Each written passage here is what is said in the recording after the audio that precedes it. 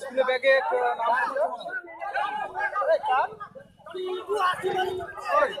ডাম্পারের ধাক্কায় মৃত্যু হলো এক স্কুল ছাত্রীর। ঘটনাটি ঘটেছে এগরা রামনগর রাজ্য সড়কের নেগুয়াতে। স্থানীয় সূত্রে যেটা জানা যাচ্ছে, রামনগর থেকে এগরাগামী একটি ডাম্পার বেপরোয়া গতিতে থাকায় নিয়ন্ত্রণ হারিয়ে নেগুয়া বাস স্ট্যান্ডের কাছে এক স্কুল ঘটনাস্থলেই ওই ছাত্রের মৃত্যু হয়। এরপর ঘাতক ডাম্পারটি পালিয়ে যায়। স্থানীয়রা এই ঘটনাকে ঘিরে প্রায় ঘণ্টাখানেক পথ অবরোধ শুরু করে।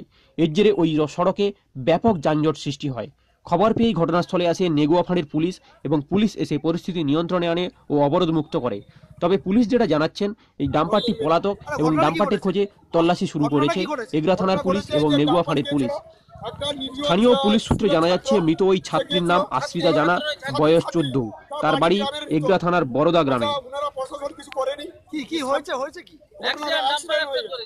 কে মেরেছে? ওই ছাত্রীরা স্কুল থেকে স্কুল ছুটির পর বাড়ি ফিরছিল। বাড়ি ফেরার পরে দুটো ডাম্পার পরপর রেসারেসি করতে গিয়ে ডাম্পারটা ওই ছেলেটাকে মেয়েটাকে পুরো মাথার গুলি বেরিয়ে গেছে। পুলিশ কি বলছে? পুলিশ এখনো কোনো প্রশাসন এতক্ষণ আসেনি, তার কোনো ব্যবস্থাই নিচ্ছে না প্রশাসন। আচ্ছা, স্কুল কাছে প্রশাসন, অথচ আমরা কতক্ষণ অবজেকশন দিয়েছি, বারে অবজেকশন দিয়েছি।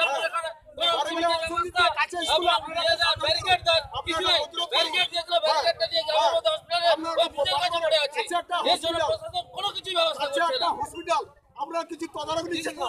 তিন খেলা স্কুল, গার্লস স্কুল আছে, হাই স্কুল আছে, প্রাইমারি স্কুল আছে এবং সামনে একটা নার্সারি স্কুল আছে। এর জন্য কোনো প্রশাসন ব্যবস্থা নিচ্ছে না। আমার নাম আশিস পাত্র। দেশ থেকে বিদেশ, জেলা থেকে ব্লক, রাজনীতি, খেলা, বিনোদন সমস্ত খবরে টাটকা আপডেট পেতে সাবস্ক্রাইব করুন আমাদের চ্যানেল হলদিয়া লাইভ।